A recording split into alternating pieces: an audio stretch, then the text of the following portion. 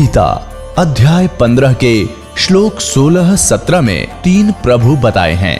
ये 3 प्रभु कौन हैं? किस प्रभु की शरण में जाने के पश्चात जन्म और मरण समाप्त हो सकता है? 3 प्रभुओं में सबसे उत्तम परमात्मा कौन है? कैसा है? उसका क्या नाम है? इन सभी गूढ़ रहस्यों को जानने के लिए अवश्य सुनिए जगत गुरु तत्वदर्शी संत रामपाल जी महाराज के अमृत वचन। गीता जी अध्याय नंबर 15 के श्लोक नंबर 23 में उस परम अक्षर ब्रह्म सच्चिदानंद घन ब्रह्म के पाने की विधि बताई है। उसमें 3 मंत्र जाप करने पड़ेंगे आपको। ओम तत्सत इति निर्देश ब्रह्मण त्रिविध समर्थ। उस ब्रह्मण माने सच्चिदानंद घन ब्रह्म यानी परम अक्षर ब्रह्म को पाने का केवल 3 मंत्र के जाप का सुमरण करने का निर्देश है, नथिंग एल्स। निर्देश माने फाइनल ऑर्डर, निर्देश माने दिशा, उसका तरफ संकेत भी, निर्देश भी और आदेश दोनों होते हैं। इसके अतिरिक्त कोई मंत्र जाप नहीं करना। इन मंत्रों के अतिरिक्त 2 जाप तुम कर रहे हो, एक 3 मंत्र ये हैं और 7 मंत्र जो आपको प्रथम उसमें दिए जाते हैं, प्रथम जाप के अंदर। इनके अतिरिक्त कोई भी अन्य 2 जाप आप करते हो तो शास्त्र विधि को त्याग का मनमाना आचरण है। और उन 7 मंत्रों में से कोई एक जाप भी कहीं कोई कर रहा है तो भी शास्त्र विरुद्ध है। अब जैसे एक गाड़ी है, मोटर गाड़ी है, कार गाड़ी है, उसके सभी पार्ट्स हैं और उन्हीं से मिलकर वो गाड़ी बनी है। उनमें से कोई एक पहिया निकाल ले, व्हील, और उसको लिए जा रहा, घुमा रहा है, हाथ से ही चला रहा, और वो कहे मैं भी कार लिए फिर रहा हूं, वो मूर्ख बना रहा है, नशे में है या कति उल्लू है, उसने देखी नहीं गाड़ी कैसी होती है, या बकवादी आदमी है। तो ऐसे ही इन 7 मंत्रों जो प्रथम आपको दिए जाते हैं उनमें से कोई एक मंत्र को अलग से कोई जाप कर देता है, कोई 2 देता है अलग से, वो विधि उनकी ठीक नहीं है, तो वो समझो शास्त्र विधि रहित हैं, वो गाड़ी नहीं है, यानी सभी मंत्र नहीं है। दूसरा उदाहरण ये समझो कि जैसे कोई औषधि बनाई जाती है, उसमें 5-6 जड़ियां डाल दी जाती हैं, उनमें से कोई एक जड़ी को खावेगा तो वह रोग नाशक नहीं होगी जो सभी जड़ी मिलकर जिस रोग का नाश करेंगी। तो ऐसा समझना। इस प्रकार जो ज्ञान नहीं था हमें, और कोई भी संत कोई भी हमें मंत्र दे देता था, हम उसी पर आश्रित हो जाते थे और अपना श्रद्धा से लगे रहते थे। उससे जीवन व्यर्थ होता था, क्योंकि वो शास्त्र विधि त्याग के मनमानी पूजाएं थी। तो अब ये प्रसंग आता है कि सतगुरु शरण में आने से आई टले बला और जय मस्तिष्क में सूली होवा काटे में टल जा। अब ऐसा ये सही मंत्र मिल जाए, जैसे ओम तत्सत, ये 3 मंत्र का जाप है, इसमें ओम और तत् मिलकर, तत् ये गुप्त है, कोड वर्ड है, और सत भी गुप्त है, ये भी कोड वर्डों में है। तो ये दास के अतिरिक्त इन कोड वर्डों को कोई ना तो बता सकता, और यदि इस दास से ये ज्ञान प्राप्त करके, कोई उपदेश प्राप्त करके स्वयं कोई आगे ये मंत्र बता रहा है, कोई नाम देने लग भी जाता है, तो वो उस अधिकारी ना होने से डुप्लीकेट लाइसेंस बनावेगा, तो वो स्वयं भी दोषी होगा, और जो उससे वो बनवा लेंगे, उससे नाम ले लेंगे, वो भी दोषी होगा, उनका जीवन व्यर्थ होगा। तो इस दास के अतिरिक्त ना कोई अधिकारी है, ना इसका कोई आज तक जानता था इस ओम तत् और सत को। ओम तो सार्वजनिक है, ओम तो सीधा ये सरपुरुष का जाप है, और तत् ये अक्षर पुरुष का जाप है, और ओम और तत् ये कोड वर्ड है, तत् अलग मंत्र। इन दोनों मिलकर एक सतनाम बन जाता है। ये 2 अक्षर का एक मंत्र बनता है सतनाम, और तीसरा मंत्र जो है वो सार नाम है, उसको आदि नाम भी कहते हैं। तो उन तीनों के मिलने से ही परम अक्षर ब्रह्म की प्राप्ति होगी, यानी पूर्ण मोक्ष होगा। और कोई भी मंत्र जो कोई भी संत देता है वो व्यर्थ है। हरे राम हरे कृष्ण, कृष्ण कृष्ण हरे हरे, सीताराम राधे श्याम, राधे राधे श्याम मिला दे, ओम नमः शिवाय, ओम भागवते वासुदेव नमः, ये सब शास्त्र विधि त्याग का मनमाना आचरण है, ये यूजलेस, इनसे कोई लाभ नहीं। अब प्रसंग चल रहा था कि जैसे थोड़ा बहुत कोई पुण्य आधी आप कर देते हो, पक्षियों को दाना डाल दिया, कोई धर्मशाला बनवा दी, कितने प्याव लगवा दी, कहीं पक्षियों को दाने डाल दिए, और शास्त्र विधि त्याग का मनमाना नाम जाप तुम कर ही रहे थे, तो आप सोच रहे थे हम बहुत कुछ कर रहे हैं, और साथ में एक विधान ये भी है प्रभु का कि जैसे कर्म करेगा वैसा ही फल मिलेगा। दूसरी तरफ गीता जी अध्याय नंबर 16 के श्लोक नंबर 23 और 24 में स्पष्ट कर दिया, शास्त्र विधि त्याग का जो मनमाना आचरण करते हैं उनको न तो कोई सुख हो सकता, ना उनकी गति हो सकती, और ना ही उनको किसी प्रकार का कोई और लाभ होना, ना उनकी कोई सिद्धि प्राप्त हो सकती। तो यूजलेस हुआ। इन तीन कामों के लिए हम भक्ति करते हैं, घर में अपने जीवन में सुख हो, हमें कोई ऐसी हमारी साधनाएं सत्य हो, हमें हमारी गति हो, मोक्ष प्राप्ति हो। अब जैसे इस प्रकार के जो मनमुखी दान धर्म आपने करते रहे वो गीता अनुसार व्यर्थ हुए, और गीता जी में एक और प्रमाण है कि जैसे कर्म कोई करेगा वैसा ही फल मिलेगा, वो विधान है, उसके आधार से आपको फिर उसका क्रेडिट मिलेगा। वो कैसे मिलेगा? शास्त्र विधि त्याग का मनमाना आचरण करते रहे, दान पुण्य भी करते रहे, वो कैसे मिलेगा? जैसे आपने देखा होगा कुत्ते इन धनवान लोगों के घर पर पाले जाते हैं, उनका अलग से एक रूम होता है, कक्ष, और उसमें कूलर लगे होते हैं, एसी लगे होते हैं उस कुत्ते के लिए, और महीने में 3-3 4-4 बार वेटरनरी सर्जन उनको आकर के उसकी मेडिकल जांच करता कुत्ते की। और उस कुत्ते का ड्राइवर होता है मनुष्य, गाड़ी में बैठा कर ले जाता है उसको, जो उसका मालिक कहलाता है। और मालिक की सीट पर बैठता कुत्ता उसका, और मालिक ड्राइवर है और कुत्ता मालिक है, पीछे बैठा गाड़ी है और सैर सपट्टे करता देखता जा रहा, खिड़की में आ गई इधर उधर से।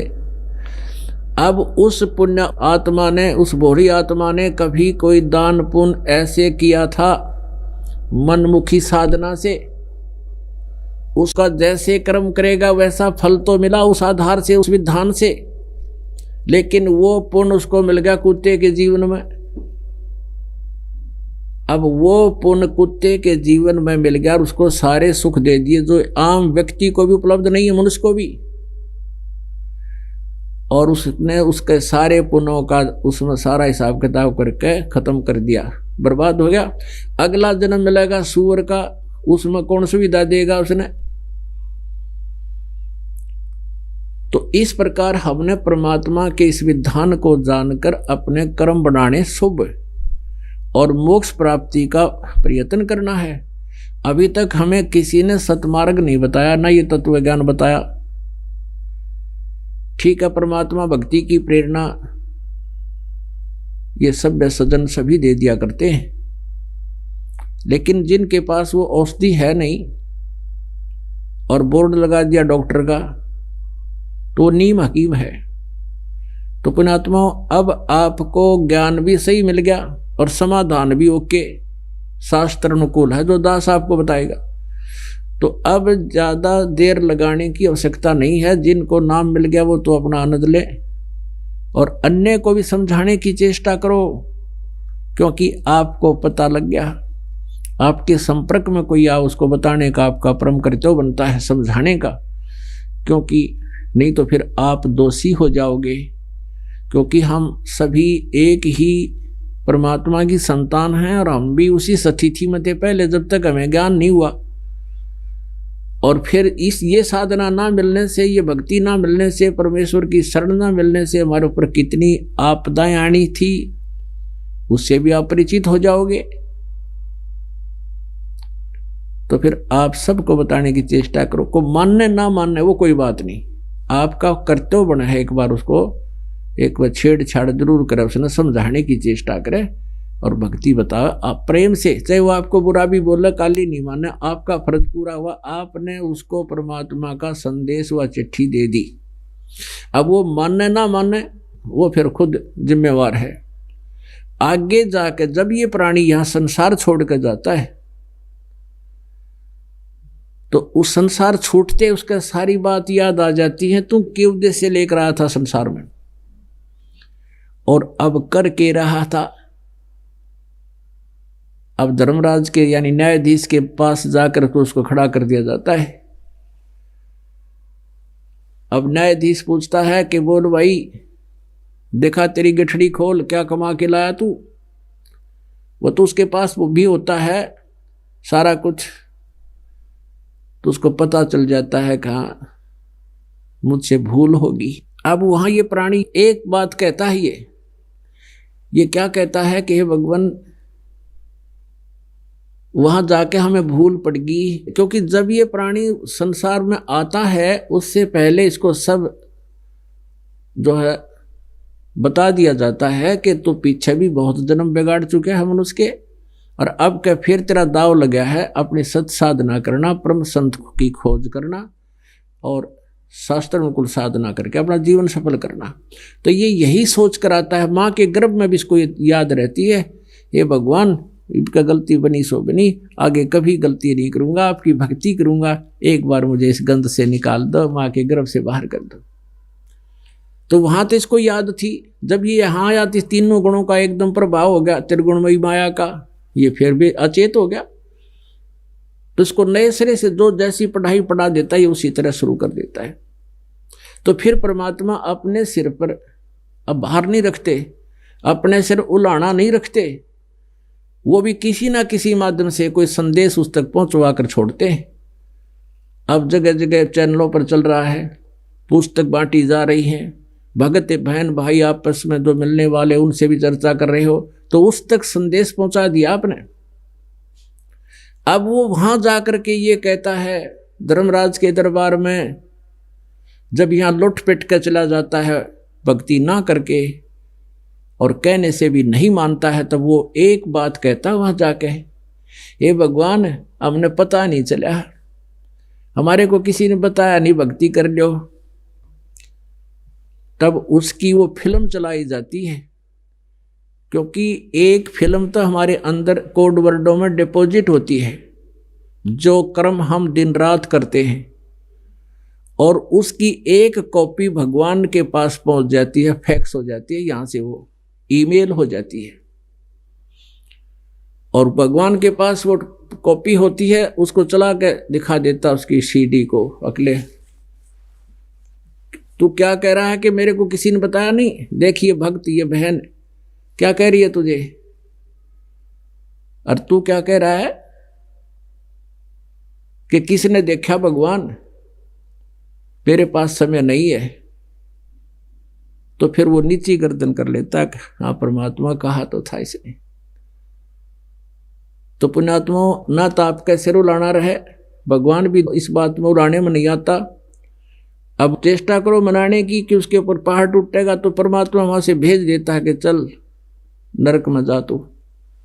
तो इस प्रकार ये प्राणी वहां जाकर समझ पाता है कि मेरे से गलती बन गई। तो फिर क्या बने भाई, अच्छे दिन पाछे गए और गुरु से किया ना हेत, अब पछतावा क्या करे, या तो चिड़िया चुगी खेत। तो पुण्यात्माओं आपका सौभाग्य है कि आपको परमात्मा का यूं मार्ग मिला, और इस पर खरा उतरना अपने, ये बातें कहन सुन की नहीं कर पाड़न की हैं। अब फिर एक प्रसंग चला था कि सतगुरु शरण में आने से आई टले बला, और जब भाग्य में मृत्यु दंड हो, सूली हो, वह कांटे में टल जाए। पहले मृत्यु दंड दिया करते थे, एक गोल चक्कर सा होता था और उसके बीच में एक सुराख होता था, और उसके ऊपर उस व्यक्ति को बांध दिया जाता था गोल चक्कर के ऊपर, और उसके नीचे सुराख से एक भाला निकलता था बहुत तेज नोक वाला, और उस व्यक्ति को वहां विवश कर दिया जाता था, उस बांध दिया जाता था। और जब तक वो धीरे धीरे उसको छोड़ दिया जाता था, अपने प्रेशर से अपने आप नीचे आता था, व्यक्ति तो हल टहल सकता नहीं था, और वो भाला उसके नीचे से और धीरे धीरे धीरे धीरे सिर में से निकलता था। उसको सूली तोड़ना कहते थे। वो मृत्यु दंड ऐसे दी जाती थी। तो यहां परमात्मा कहते हैं कि संत शरण में आने से आई टले बला, और जय मस्तक में सूली होवा काटे में टल जा। आपने ऋग्वेद मंडल नंबर 9 और सूक्त नंबर 1 का मंत्र 8 और 9 में बहुत बार दिखाया है, फिर आने पर समय आने पर दिखाएंगे। उसमें क्या लिखा है कि वो परम अक्षर ब्रह्म पूर्ण परमात्मा, ये वेद ज्ञान दाता भी वही है जिसने गीता ज्ञान दिया। ये ब्रह्म सरपुरुष है। तो सरपुरुष कह रहा है कि वो परमात्मा 3 प्रकार से शरीर धार करके लीला करता है, 3 प्रकार के शरीरों में लीला करता है। एक रूप में तो वो सतलोक में रहता है, ऊपर के लोकों में, तीनों लोक, 4 लोकों में, सतलोक, अलखलोक, अगमलोक और अकैलोक में। वहां तो उस परमात्मा के शरीर की इतनी शोभा है जैसे एक रोमकूप में करोड़ सूर्य मिला दे, करोड़ चंद्रमा, तो भी परमात्मा के एक रोमकूप की रोशनी अधिक है। और वो ट्रिपल रोल करता है, ट्रिपल। और दूसरे प्रकार का शरीर वो धारण करता है जैसे प्रत्येक युग में एक नवजात शिशु का रूप धारण करके, और उसका विधान है कि वो सरोवर के ऊपर वहां पर आकर के प्रकट होता है कमल के फूल पे, और वहां से कोई निसंतान जो पहले से संस्कारी होते हैं, जिन अच्छी आत्माओं को परमात्मा आके मिलता है, जैसा ऋग्वेद मंडल नंबर 9 सूक्त नंबर 86 के मंत्र 26-27 में, ऋग्वेद मंडल नंबर 9 सूक्त नंबर 82 के मंत्र 1, 2, 3 में, और भी अनेक स्थानों पर यही प्रमाण दिया है कि वो परमात्मा गति करके आता, सतलोक से चलकर आता, और वहां से चलकर यहाँ अच्छी आत्माओं को प्राप्त होता है। तो उन अच्छी आत्माओं को मिलता है कमल के फूल शिशु रूप धारण करके, छोटे बालक का, नवजात शिशु का, और फिर वो धीरे धीरे जब बड़ा होता है तो फिर उसी छोटे ही समय से, यानी जब पैरों चलन लग जाता है उसी समय से वो बोलना शुरू कर देता है और अपने ज्ञान का प्रचार शुरू कर देता है। ये तो उसकी दूसरी सतीथी हुई लीला करने की, यानी डबल रोल। अब ट्रिपल रोल कौन सा है कि वो परमात्मा कहीं भी कभी किसी साधु संत के रूप में प्रकट होकर और कुछ समय अतिथि की तरह रुकता है। ये दोनों सतिथि जो सेकंड और थर्ड टाइप की हैं, ये अतिथि रूप की ही होती है उनकी, कुछ समय आते हैं यहाँ पर। तो तीसरे प्रकार की जो लीला वो परमात्मा करते हैं, उस लीला के करते हुए परमात्मा कहीं किसी नगर के बाहर, गांव के बाहर एक कुटिया छाकर रह रहे थे, और परमात्मा वहां से निकल जाते थे, क्योंकि पहले आज वर्तमान की तरह कोई ये ऐसा कोई साधन तो था नहीं वे कि तो वेरीफाई करने ये संत कहाँ रहता है। जैसे अब तक मोबाइल है, 2 मिनट में पता कर सका ये आदमी कहाँ से आया और कहाँ का रहने वाला, जो अपना एड्रेस तो बता देता है। तो ऐसे परमात्मा कबीर देव जी पूर्ण परम अक्षर ब्रह्म वहाँ एक कुटिया छाकर रहते थे, और वहाँ 1 महीना रुकते थे। फिर कहते थे अभी मैंने दूसरे वहाँ पर भी मेरा एक आश्रम है, मैं वहाँ भी जाता हूँ, 1-1 महीना सभी आश्रमों में रुकता हूँ, तो मुझे यहाँ आने में आपको 1 महीना ही दे सकता हूँ। तो वो 1 महीना जब आते थे तो वहाँ जैसे भी 20-30 भक्त उनके शिष्य थे, ऐसा छोटे छोटे गांव होया करते, को 40 घर का, कोई 50 घर होते थे, किसी में झोपड़ियाँ सी होती थी, पुराने समय की बात है। तो उस समय वो परमात्मा वहाँ 1 महीना आकर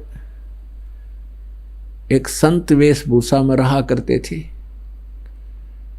उपदेश देते थे, उनका कल्याण करते थे। बड़े दयालु हैं वो, जगह जगह आकर अपनी पुण्यात्माओं को संभालते रहते हैं और उनसे शुभ संस्कार बनवा जाते थे। उनको ये तो पता था कि ये लोग अभी ज्ञान को नहीं समझ सकेंगे, क्योंकि तत्व ज्ञान तो सदग्रंथों उसके आधार से ही सामने आएगा। तो परमात्मा कलयुग के भी इस प्राइम टाइम आपको पहुंचाने के लिए रह रह कर कहीं कहीं मिलते रहते और आपके पुण्य करवा जाते थे, जिससे आपको मनुष्य शरीर भी मिलता रहा। तो ऐसे ही परमात्मा वहां लीला कर रहे थे। उस नगर के 10, 20, 30 जितने भगत थे, 15 थे या 20 थे, उन्होंने अपने वो जब संत जी वहाँ आते थे, एक दो उनका शिष्य होता था, तो उन सब के भोजन की व्यवस्था उन्होंने अपनी पारी बांध रखी थी, टर्न वाइज करते थे। जैसे एक दिन एक परिवार भोजन कराएगा सबको, सुबह भी शाम भी, और अगले दिन दूसरा परिवार कराएगा उपदेशी, नेक्स्ट डे दूसरा कराएगा। तो ऐसे किसी एक भगतमती की पारी आ गई और उसने खीर बनानी होती है, क्योंकि गुरुदेव का बहुत दिनों में जो है दाव लगा हमारा अपने सेवा करने का, बढ़िया भोजन बना कर ले जाते थे। तो खीर बनाना अनिवार्य था। उसका दूध फट गया। अब दूध फट जाने से चिंतित हुई। उसने देखा एक पड़ोस के अंदर एक बहन है, विधवा है, नाम उसने उपदेश नहीं ले रखा था। उसके पास गाय थी, दूध था, उसके पास गई। अब जाते ही कोई वस्तु मांगनी होती है तो एक औपचारिक वार्ता प्रारंभ होती है, कुशल मंगल पूछा जाता है। वो बहन गई, उसने आदर सत्कार से बैठाया कि बैठ जा बहन। तो उस बहन ने पूछा, जो उपदेशी थी, कि बहन कुशल हो? वह रोने लगी। वह बहन जो विधवा थी कहने लगी, बहन क्या कुशल तो नहीं हो, पहले तो पति मेरा, उसका दुख अभी तक नहीं भूल पाई थी, इकलौता पुत्र है, सोचा था कि इसको पाल पोस कर बड़ा कर दूंगी, भूल पड़ेगी दुख की। अब ये ऐसा नालायक हो गया, शराब भी पीवे, बीड़ी हुक्का पीवे, मेरी मानता ना कती, और सारा दिन पता नहीं कहाँ रहता है, ना कोई काम करता। यूं कहकर वो रोने लगी। तो उस बहन ने कहा कि जो उपदेशी थी कि बहन बात सुनो, आप यहां सारा दिन चिंता में रहती हो, आप कुछ देर हमारे साथ सत्संग में चला करो। गुरुजी सत्संग करते हैं इस दिन को,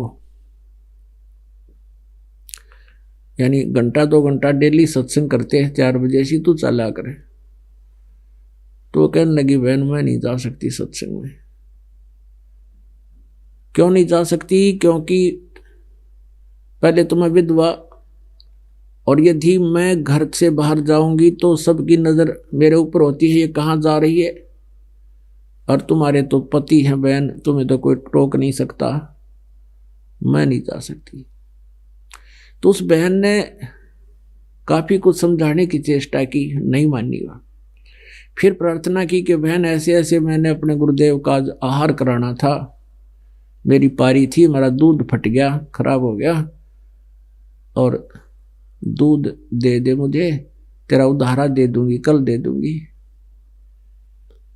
मैंने खीर बनानी है। तो उस बहन ने दूध निकाल कर बाल्टी में रखी रखा था, न्यू का न्यू, वो सारा का सारा उसके पात्र में डाल दिया, अकेले जावे। अब उस उपदेशी बहन ने कहा कि कुछ तो रख ले तू, ना सारा ले जा, और मेरा भी पुण्य में लाग जाएगा कि तय। अब इस बात से वो भी बड़ी प्रभावित हुई। वो बहन उपदेशी थी कि इस तरह तो मैं भी दूध ना दे सकती, मैं तो नाम ले रही हूँ जिस तरह इसने, यह तो है तो पुण्यात्मा, पर बिचल गई है यहाँ पर बिना ज्ञान के। तो वो दूध लेगी, खीर बनाकर संत भक्तों को खिला दिया। अब पुण्यात्माओं यहाँ से शुभ कर्म शुरू हो गए उसके।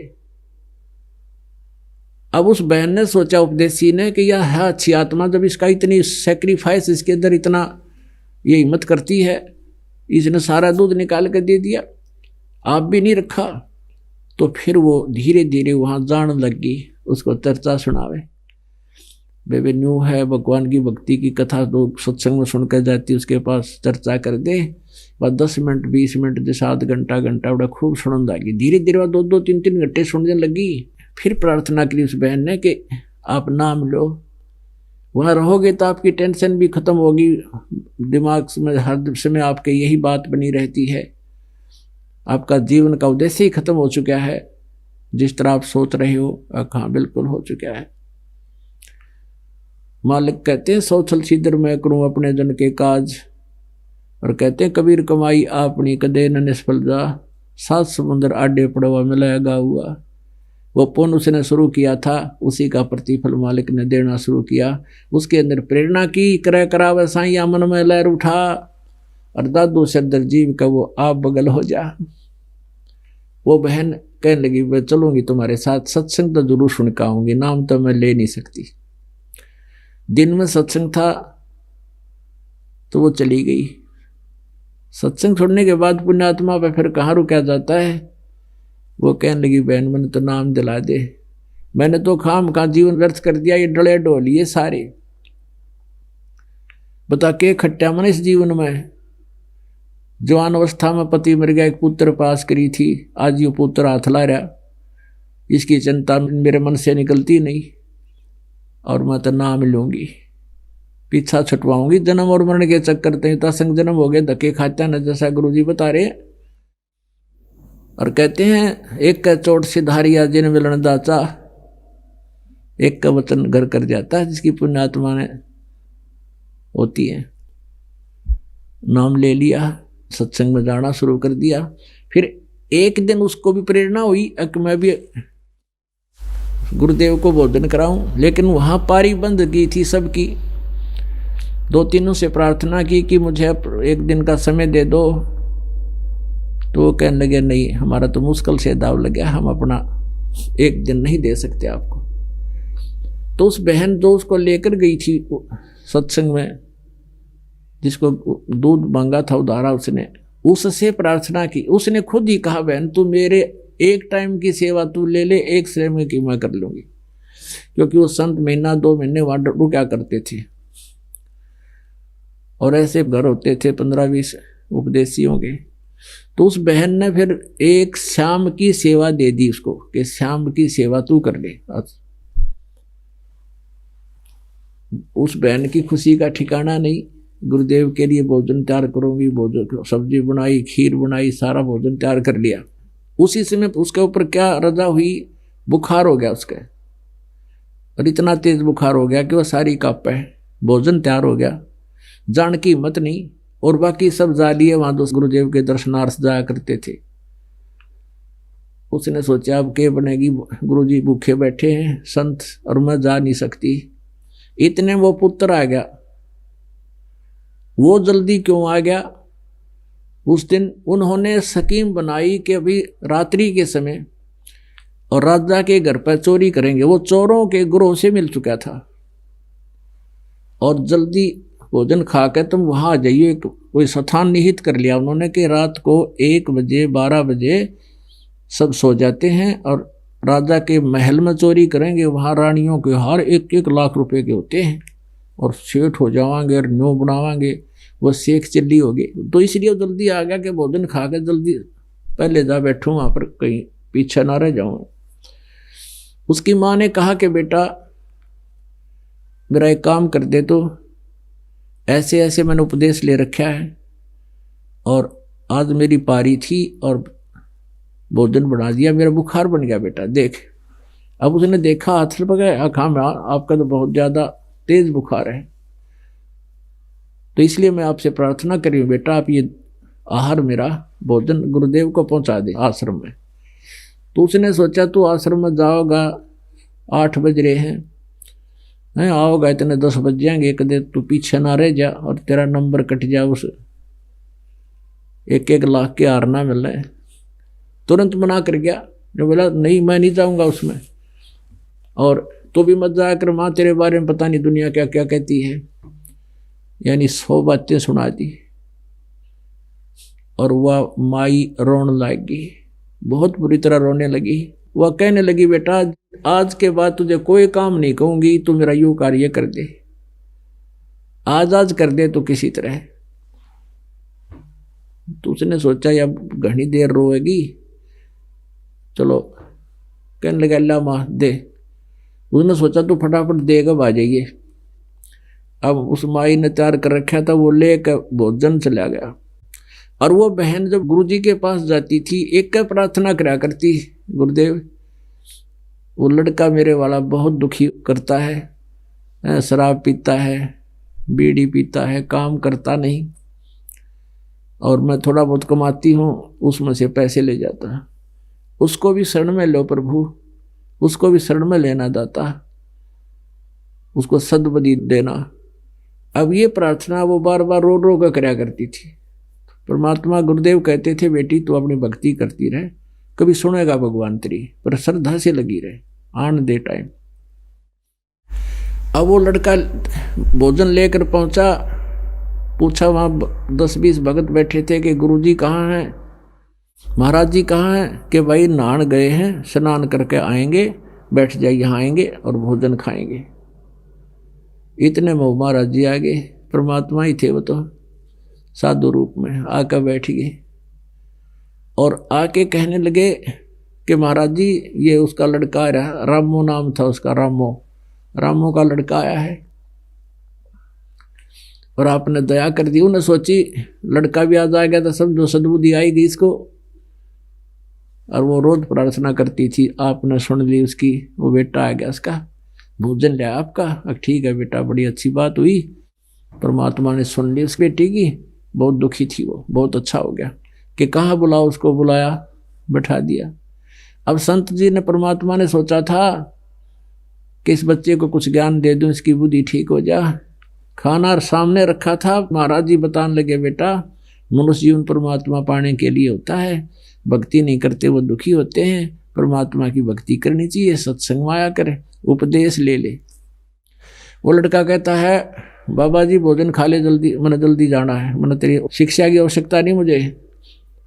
इतना बेहुदे ढंग से बोला तो महाराज जी ने सोचा तो सचमुच निकम्मा, वो बहन बेटी ठीक रोती है, इसको ये तो जमा पशु है। फिर अपना भोजन खा लिया। तो वो बैठा इसलिए रहा कि बर्तन लेकर जाने हैं, वो बर्तन लेकर और वो चल पड़ा। उसने तो वहां से खूब स्पीड जल्दी जल्दी चला, कदे लेट हो जा। 12 बजे पहुंचना वहां मंदिर में, वो जहां भी उन्होंने समय स्थान कर रखा था निहित, जहां से चोरी करने जाना था। अब वो जल्दी जल्दी आ रहा था, रास्ते में कांटा लग गया उसके पैर में, और कांटा लग के अंदर टूट गया। अच्छा बाहर मोटा लंबा बबूल की किक्कर की सूल चल गई। अब वो इतना पैर में दर्द हो गया, उसका पैर टेके नहीं ढंग से, लंग करता हुआ घर पहुंचा और बर्तन मारे फेंक के रसोई में, और छत्ती सुनाई अपनी माँ तई कि आज के बाद भेजना, तू तेरे आश्रम में गया था तो मेरे पैर में कांटा लग गया। उसने दुख इस बात का हो रहा कि तू अब जा नहीं सकता चोरी करने, और तेरे हिस्से के पैसे गए। तो वो पैर पकड़ के कहने लगा आज के बाद तू भी नहीं जाना, देख मैं गया था जब मेरे को ये कांटा लग गया, और मैं इधर मुंह करके भी ना सोऊं आज के बाद, और आप भी मत जाया करो वहाँ पर।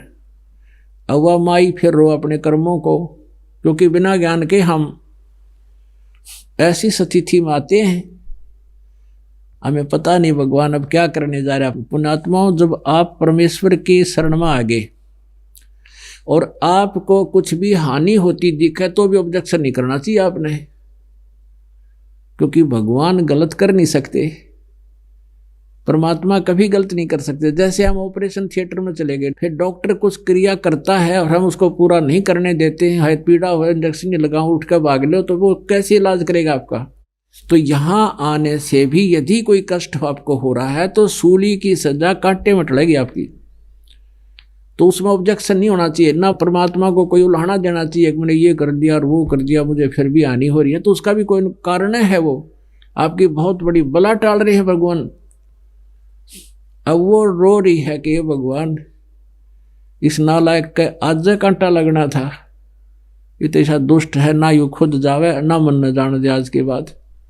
ये भगवान देख मेरे किसी फूटे भाग हैं, आज ही सत्संग में गया था, अभी नो कह तेरे सत्संग में जाने से मुझे ये हानि हुई है, तेरे गुरु के दर्शन करने से, आज मुझे ये कांटा लगा, मेरा बहुत, वो तो नहीं सोच रहा था मेरा तो नाश हो गया क्योंकि पैसे ना मिल रहे।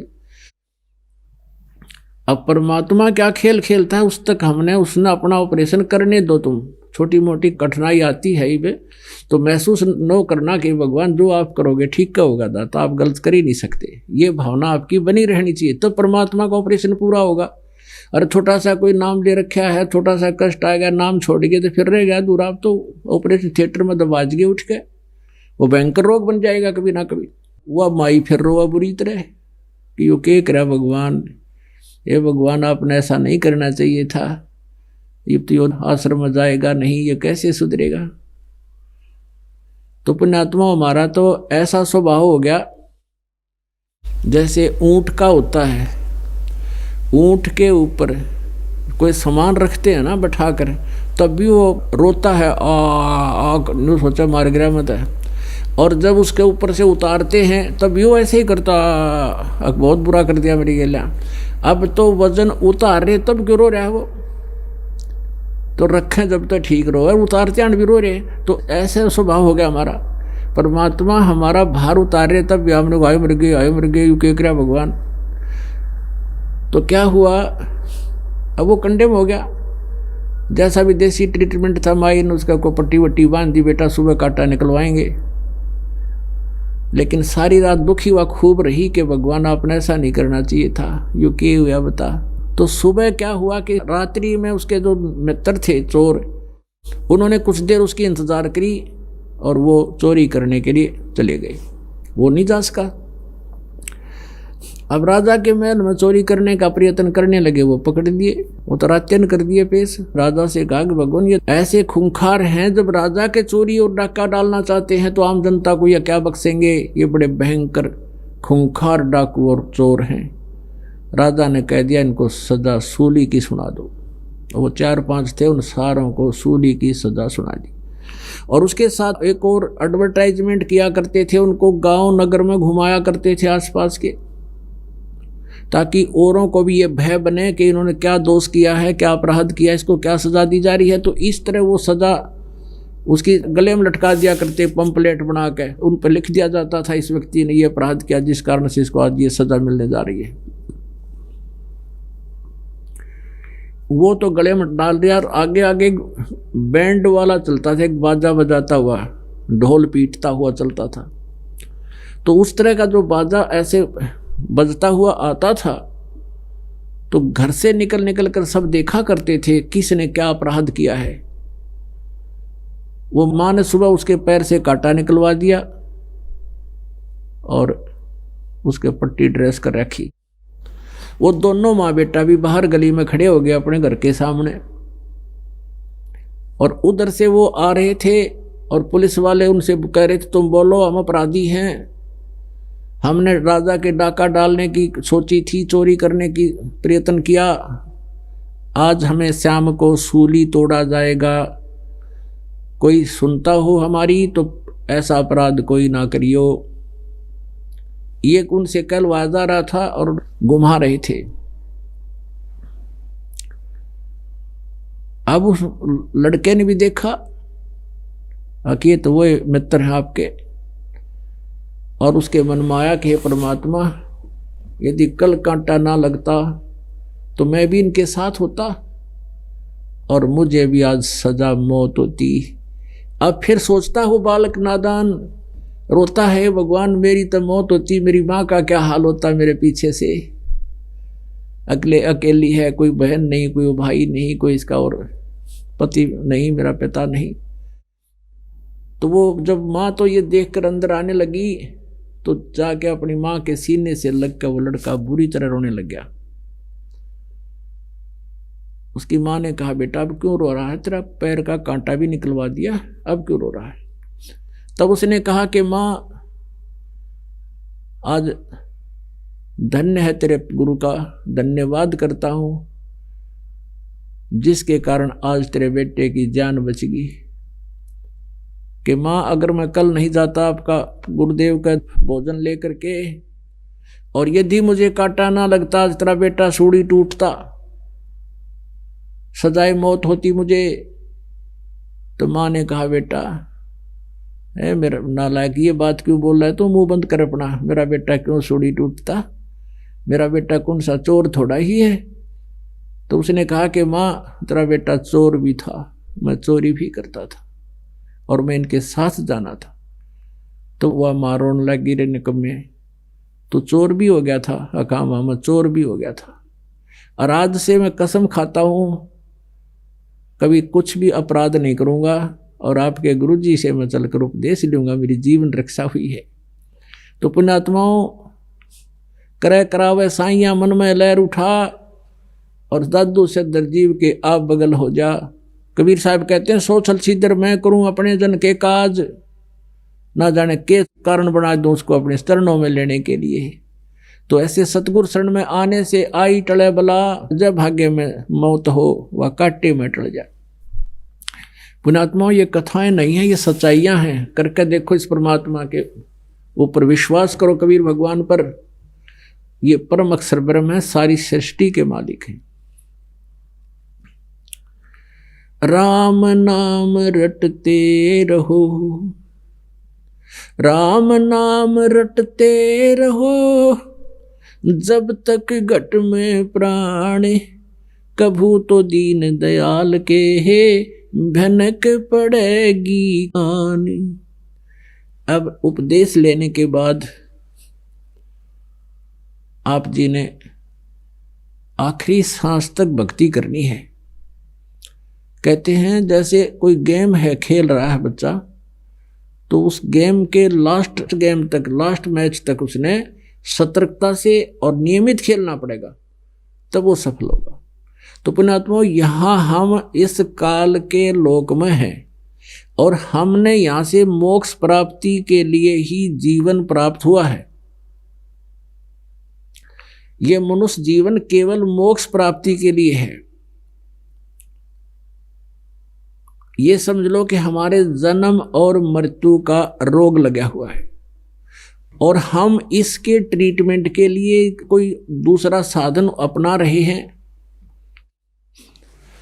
तो वो हॉस्पिटल गलत हैं, वो तरीके गलत हैं। जन्म और मृत्यु के और पाप कर्मों के नाश करने की जो औषधि यानी मंत्र जाप विधि, शास्त्र विधि त्याग का जो मनमानी की जाती है, वो व्यर्थ हैं।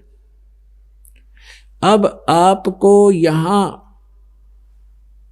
इस जन्म और मृत्यु के रोग को जड़ से निकालने वाला यानी नाश करने वाले हॉस्पिटल में प्रवेश मिल गया। आप यहाँ एडमिट हो गए और आपको छुट्टी तभी मिलेगी जब आप स्वस्थ हो जाओगे। तो आप स्वस्थ हो जाओगे तो यहाँ से चले जाओगे, क्योंकि ये तो हॉस्पिटल है। जिनका रोग राहत मिल रही है वो थोड़े से सुखी महसूस कर रहे हैं, जो दवाइयाँ यानी ये मंत्र जाप गलत कर रहे हैं उनको कोई राहत नहीं मिल रही, वो इस हॉस्पिटल में भी दुखी हैं, संसार रूपी हॉस्पिटल में। तो आपको वो डॉक्टर मिल गया जो इस हॉस्पिटल में सबसे अच्छा ट्रीटमेंट करता है और सही कारगर दवाई है। तो इसमें से आपको छुट्टी मिलेगी जब आप स्वस्थ हो जाओगे। तो आप स्वस्थ हो जाओगे, सतलोक चले जाओगे, तो यहाँ के टिंडे लाएंगे फिर हम। इस पृथ्वी लोक पर तो रहना ही नहीं, ये तो आस्था हटानी पड़ेगी, आपने अपने मन से निकालना पड़ेगा, ये लोग ठीक नहीं।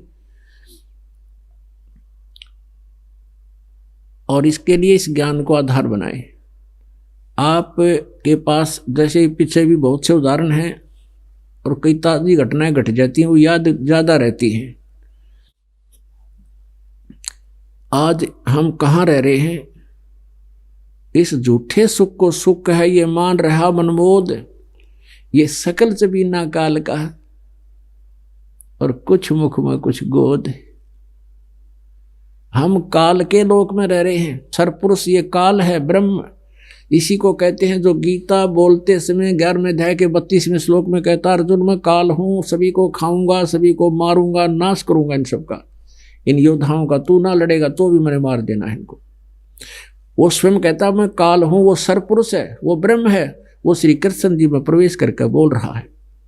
वो ऐसी अलौकिक कर्म करता है गीता जी अध्याय नंबर 4 के श्लोक नंबर 5 और 9 में ये कहता, अर्जुन तेरे और मेरे बहुत जन्म हो चुके हैं। श्री कृष्ण जी में बोल रहा है वो प्रेत की तरह, तो नहीं जानता मैं जानता हूँ। और 9वें श्लोक में कहा कि मेरे जन्म और कर्म अलौकिक हैं। इसके कर्म अलौकिक ऐसे हैं कि ये दूसरे में प्रवेश करके बोलता है और उसमें प्रवेश करके अपने सारे काम कर जाता है, स्वयं प्रकट नहीं होता अपने साकार रूप में। गीता जी अध्याय नंबर 7 के श्लोक नंबर 24-25 में कहता है कि अर्जुन ये बुद्धिहीन नर समुदाय, ये मनुष्य समुदाय मुझे कृष्ण मान रहा है, व्यक्त रूप में अव्यक्त हूँ मैं गुप्त रहता हूँ, और मुझ अव्यक्त को ये व्यक्ति आपनम मन्यते, ये व्यक्ति रूप में कृष्ण मान रहे हैं। आई एम नॉट कृष्ण, क्योंकि मैं अपनी योग माया से छुपा रहता हूँ। ये मेरा अनुत्तम अवय सिद्धांत है, अटल, ये घटिया सिद्धांत है कि मैं कभी किसी के सामने नहीं आता और किसी में प्रवेश करके अपना काम करता हूँ। जैसे विष्णु पुराण में आपको कई बार दिखाया है कि पुरुकुत्स के शरीर में प्रवेश करके इसने गंधर्व का नाश कर दिया। खुद कहता है मैं उसमें प्रवेश करूंगा और फिर मारूंगा उनको। तो ऐसी अलौकिक कर्म करता तो श्री कृष्ण में प्रवेश करके बोल रहा है और कह रहा मैं काल हूं। तो हम इस काल के लोक में रह रहे हैं। परम अक्षर ब्रह्म ने जो सबका उत्पत्ति करता है, जिसने सरपुरुष का भी उत्पत्ति की है, उसने आके बताया है कि ये काल है, इसको श्राप लगा हुआ है 1 लाख मानव शरीरधारी प्राणियों का निताहार करने का। तो ये इसलिए तुम्हें यहां पाले हुए है। जैसे कोई पोल्ट्री फार्म खोल रहा हो, उसने अपने 3 नौकर ला रखे हैं। एक तो मुर्गी मोल ला के वहां रख दे और दूसरा उनकी देखभाल कर रहा है, उन्हें चूजे चाजे निकाल दे है, और तीसरा वहां से मुर्गे पकड़ के धनी के पास पहुंचा दे है, अकेले खा ले तू। तो ये 3 व्यवस्था इसके पुत्र कर रहे हैं, रजगुण ब्रह्मा, सदगुण विष्णु, तमगुण शिव जी। रजगुण ब्रह्मा जी के आधार से तो हम यहाँ संतानोत्पत्ति करते हैं, राजपाट ज्ञान सभी व्यवस्थाओं को प्राप्त करने की चेष्टा करते हैं। और सतगुण विष्णु जी के सतोगुण के प्रभाव से हम एक दूसरे में ममता रखते हैं, एक दूसरे के हम ऊपर हमारे दिन मोह होता है। और तीसरा जो भगवान शिव जी जो हमारा मार करके यहाँ से काम तमाम कर देता है, और इनकी हम पूजा कर रहे थे। तो ऐसे परमात्मा कहते हैं ये 1 लाख मानवधारी प्राणियों का नित आहार करता है। इसके अंदर एक सूक्ष्म शरीर है, स्थूल शरीर के अंदर।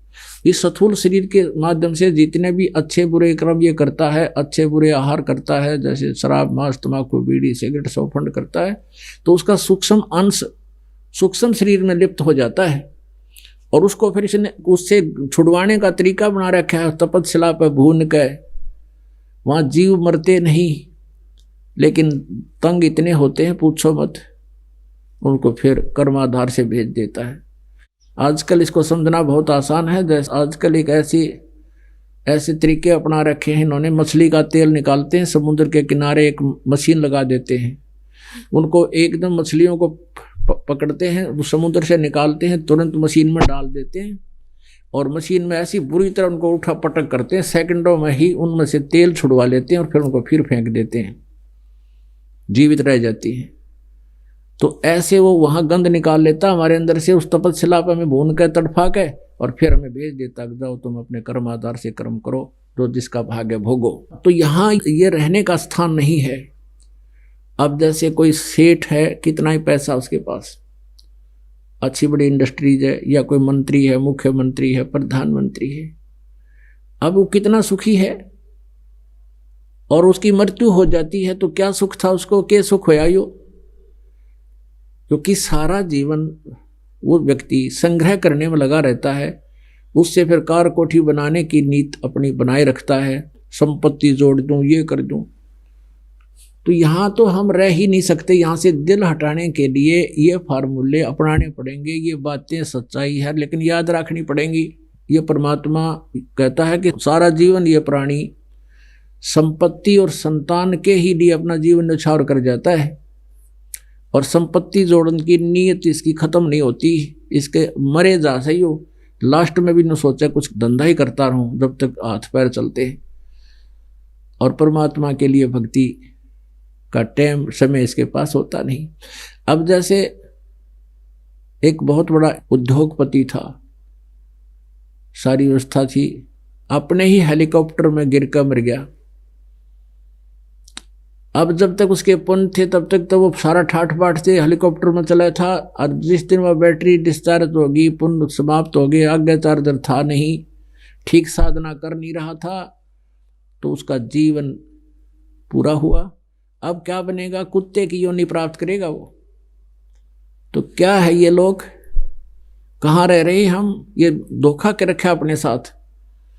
अब जैसे पीछे आपने देखा था, सुना था, एक पोलैंड देश का पूरा मंत्रिमंडल जिसमें 95-96 व्यक्ति थे, एक जहाज में बैठ कर जहाँ थे किसी का दुख व्यक्त करने, शोक व्यक्त करने किसी की मृत्यु पर, और आप मर गए। 95-96 थे, सारे के सारे एक का दिन, एक का सेकंड में खत्म हो गए, कुछ ही क्षणों में। उनकी कितनी आशाएं थी, कितनी उम्मीद थी उन लोगों की, अब कहाँ गई वो? जो काम करना थे मनुष्य जीवन से वो तो किया नहीं, भूत बने फिरेंगे कितने। पीछे 2 साल 3 साल पहले की बात है, एक पेपर में आया था, समाचार पत्रों में, एक बहुत बड़ा राजनेता था, उसके साथ 5-7 उसके चेले चपटे, और वो हेलीकॉप्टर में जावा था। वो हेलीकॉप्टर से मर गया, पड़ के एक्सीडेंट हो गया, उससे मर गए। वो 5-6 उड़े भूत बन रहे हैं, पूरे गांव ने दुखी रखे। और फिर उनका जंतर मंतर करवाया, तो उन्होंने कहा हमारा महल बनाओ। वह एक चबूतरा बना के उनकी 5 इतने है वो बना रखे हैं, नारे नारे अलग अलग।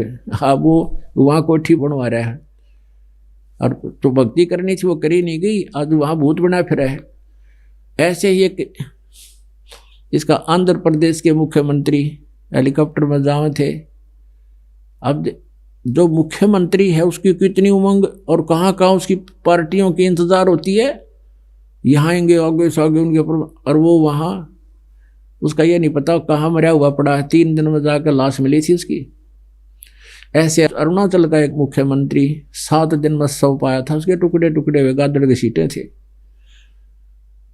और कई साल पहले की बात है, एक पंजाब और हिमाचल प्रदेश का गवर्नर था, और वो जा रहा था अपना गवर्नर पद पर होते होते, उसने सोची रिटायरमेंट निकटारी है, तो हिली स्टेशन पे कोई बढ़िया पार्क बना, बढ़िया सा प्लॉट खरीद, 3 करोड़ रुपये अपने हेलीकॉप्टर में लेकर जा रहा था। और पहले ये 100 के नोट थे, 1000-500 के थे को नहीं, और 3 करोड़ तो बहुत हो जाए है, पूरा एक जीप में ना हो 3 करोड़, ये 100 के नोट। और हेलीकॉप्टर में भर के प्लाट की साई देने जा था, परचेज करने जा था, साथ में परिवार था। एक्सीडेंट ग्रस्त हो गया, और वो नोट कितना गया, उड़ते अंडा उड़ा गडरी उठा के ले गए उन्हें, और भेड़ खाओ उनके कागजा ने, हैं, और वो वहीं मर गया। परिवार का भी गले नाश हो गया। अब चाट ले उसने हिली स्टेशन में, उड़ा कितने भूत बने अंडेगा, या कितना चूहा बन के धक्के खाओगा। अब सारा जीवन खो दिया, जो काम करना था मनुष्य जीवन से वो करा नहीं। पिछले पुण्य थे इतने सारे ठाठ रहे, बड़े बड़े पद प्राप्त हुए, और जब आगे चार्जर लगा नहीं हुआ, बैटरी डिस्चार्ज हुई, जब ये दुर्गति होती है इस प्राणी की, ये भगवान हम सभी के लिए संदेश देता, किसी एक व्यक्ति विशेष के लिए नहीं। हमारे साथ भी यही बनेगी, जब हम भक्ति नहीं करेंगे, भगवान की शरण नहीं ग्रहण करेंगे। तो यहाँ से तो आपने ये समझ लेना पड़ेगा कि ये लोग ठीक नहीं। तो फिर हमें ये सुख कैसे होगा, हमारा ये जन्म और मृत्यु का रोग कटे। तो उसके लिए क्या बताया है कि राम नाम रटते रहो, राम नाम रटते रहो, जब तक घट में प्राण, कभू तो दीन दयाल के है भनक पड़ेगी कान। किसी भी सदग्रंथ को आप उठाकर देखिएगा, जो सदग्रंथ है, श्रीमद् भगवद गीता में कहा कि अर्जुन 8वें अध्याय के 5 और 7 श्लोक में ये सर्वपुरुष गीता ज्ञानदाता कहता है, जब मेरी भक्ति करनी है तो मेरा भजन भी कर और युद्ध भी कर, मुझे प्राप्त होगा। अब इसका कहने का तात्पर्य यह है कि मेरी शरण में रहना है तो मेरे ओम नाम का जाप कर। 8वें अध्याय के 13वें श्लोक में गीता जी में कहा कि ओम इति एकाक्षरम, ब्रह्म व्यवहारन माम अनुस्मरण ये प्रयाति तजन देहम सयाति परमाम गतिम। मुझ ब्रह्म का केवल एक ओम अक्षर है, नथिंग एल्स। ये बाकी के जो मंत्र जाप किए जाते हैं, हरे कृष्ण कृष्ण राधे राधे श्याम राधे, ये 5 ओंकार अरंकार, सोहम और सतनाम ज्योत निरंजन, ये नाम नहीं है। और काल मूर्त सब स्वरूपी राम सतपुरुष, ये मनमुखी मंत्र है, ये कोई मंत्र नहीं जाप करने के। और तो इस तरह कोई 2 अक्षर बना लेता है एक अक्षर को, तो वो भी ठीक नहीं है जाप। यानी इस मंत्र को छोड़ के, ये सरपुरुष का मंत्र है, कहता मेरा तो केवल एक ओम मंत्र है, नथिंग एल्स। और इसको अंतिम सांस तक, शरीर छोड़ने तक जो त्याग कर स्मरण करता हुआ जाता है, सयाति परमाम गतिम। जो ब्रह्म से यानी ओम से मिलने वाली जो गति है वह परम गति यानी ब्रह्म लोक है, केवल इस ओम नाम से प्राप्त होगी। लेकिन ये ब्रह्म लोक पर्यंत गए हुए प्राणी भी जन्म मृत्यु आते हैं। 8वें अध्याय के 16वें श्लोक में गीता जी में कहा कि ब्रह्म लोक पर्यंत ये सभी लोक पुनरावर्ती में है, यानी वहां गए हुए प्राणी भी लौट कर पुनः क्षीण होने पर पृथ्वी लोक पर आते हैं और अन्य प्राणियों के शरीरों को भी प्राप्त होते हैं। अब यहाँ अनुवादकर्ताओं ने थोड़ी सी गलती की है। 8वें अध्याय के 16वें श्लोक में उन्होंने ये किया है कि ब्रह्मलोक पर्यंत सभी लोग पुनरावर्ती में, ये तो ठीक कर दिया। आगे लिख दिया कि मुझे प्राप्त प्राणी का पुनर्जन्म नहीं होता, ये अनुवाद गलत है। उसका अर्थ ये बनता है कि जो ये नहीं जानते न विद्यते। अब विद्य का अर्थ केवल है नहीं होता, विद्य माने जानना, विद्या। तो जो ये नहीं जानते मुझे प्राप्त होकर भी कुंते पुनर्जन्म, उनका पुनर्जन्म होगा। जो ये नहीं जानते कि ब्रह्मलोक पर्यंत प्राणी सभी जन्म मृत्यु को प्राप्त होते हैं, पुनरावृत्ति में हैं, जो ये नहीं जानते मुझे प्राप्त होकर भी पुनर्जन्म है उनका। इसका अर्थ तो ये बना है, यदि उनकी अन्य का जो अनुवाद ये मानने कि ये कहे है गीता ज्ञानदाता कि उनका फिर पुनर्जन्म नहीं होता मुझे प्राप्त हो गए, तो गीता जी अध्याय नंबर 4 के श्लोक नंबर 5 और 9 में, गीता जी अध्याय नंबर 2 के श्लोक नंबर 12 में और गीता जी अध्याय नंबर 10 के श्लोक नंबर 2 में गीता ज्ञानदाता कहता है कि अर्जुन तेरे और मेरे बहुत जन्म हो चुके, तू नहीं जानता मैं जानता हूं। तो फिर ये कहना कि मुझे प्राप्त होकर के पुनर्जन्म नहीं होगा, तो ये या अनुवाद गलत है, मूल पाठ ठीक है, समझ नहीं सके ये। तो इस प्रकार तो यहां कहता है कि अंतिम सांस तक आपने यह साधना करनी पड़ेगी। ओम इति एकाक्षरम ब्रह्म व्यवहारण मामनुसमन ये प्रयाति तजंदेहम। शरीर छोड़कर जाते समय तक मेरा ओम नाम का सिमरण करता हुआ जाता है, सयाति परमाम गति, वो परम गति सुख को प्राप्त होगा जो ओम से मिलनी है। अपनात्मा ओम से मिला हुआ ब्रह्मलोक में गया, ब्रह्मलोक में भी जाए पाछा मृत्यु जन्म हुआ, तो ये पूर्ण ट्रीटमेंट नहीं हुआ। इसलिए गीता जी अध्याय नंबर 7 के श्लोक नंबर 18 में गीता ज्ञानदाता कहता है मेरी साधना भी अनुतमाम है, मेरी गति यानी ओम से मिलने वाली परम गति भी अनुतमाम गति घटिया है, क्योंकि इसमें जन्म मृत्यु समाप्त होती नहीं और फिर अगला जन्म फिर तैयार ऐसे ही ब्रह्मलोक में गए, फिर पुनरावृत्ति में, फिर जन्म मृत्यु में। और साथ में ये भी क्लियर कर दिया कि मेरी भक्ति करने वाले को शांति नहीं हो सकती। 8वें अध्याय के 5 और 7 में कहा अर्जुन तुम मेरे मन वाला बन, मेरा भगत बन और युद्ध भी कर तो मुझे ही प्राप्त होगा, डोंट वरी।